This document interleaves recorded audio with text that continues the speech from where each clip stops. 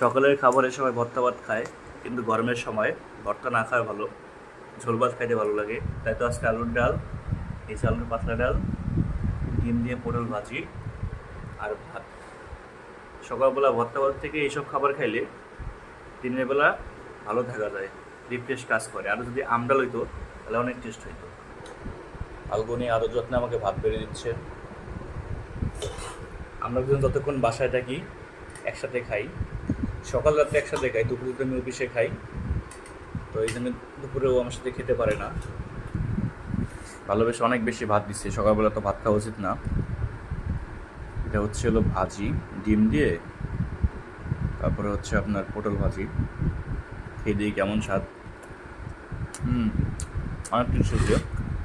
তারপর ডাল, যে ডাল দেখতে পাচ্ছেন, বা ডালটা অনেক টেস্ট হয়েছে, অনেক সুন্দর স্বাদ।